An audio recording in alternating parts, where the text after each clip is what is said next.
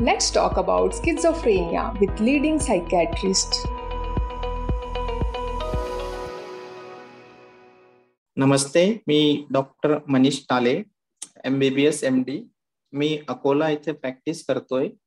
माझं स्वतःचं सेटअप आहे मनोदय हॉस्पिटल आणि माइंड केअर. मी शेवटच्या 4 वर्षापासून अकोला इथे प्रॅक्टिस करतोय. आपण आज स्किझोफ्रेनिया अवेअरनेस वीक किंवा स्किझोफ्रेनिया डे निमित्त हे माझं रेकॉर्डिंग चालू आहे. त्याच्याबद्दल थोडंफार मी लोकांना थोडी माहिती द्यायची इच्छुक आहे. स्किझोफ्रेनिया हा थोडा मानसिक आजार आहे, मनाच्या गुंतागुंतीचा आजार आहे. त्याच्यात माणसाचं मन हे विचलित होते. बाहेरच्या लोकांवर जो विश्वास आहे तो उडून जातो. त्याच्यामुळे प्रत्येक गोष्टीवर माणूस डाऊट घ्यायला लागतो, शक घ्यायला लागतो, संशय घ्यायला लागतो.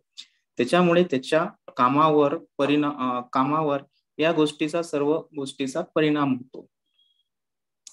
या आजाराची जी ट्रीटमेंट आहे, जो उपचार आहे, हा बिलकुल साध्य आहे. साध्य म्हणजे 2 प्रकारचे उपचार असतात. एक तर आपल्याला औषधोपचार आणि दुसरं म्हणजे फॅमिली, फ्रेंड्स, मित्र, फॅमिलीचा सपोर्टिव्ह केअर्स असतो. औषधोपचार अवलंबून राहते समोरच्या व्यक्तीवर. किती दिवस चालायचे, काय चालायचे, तो किती नित्य नियमाने औषध घेतो, कोणत्या प्रकारचे आणि कसे औषध घेतो, याच्यावर सर्व डिपेंड असते. त्याच्यासोबत आपण कुटुंब आणि सोसायटी ही किती सपोर्टिव्ह आहे, त्याला किती सहयोग करते, याच्यावर पण त्याचं जे आउटकम आहे, जे प्रोग्नोसिस आहे, ते सर्व डिपेंड असते, निर्भर असते.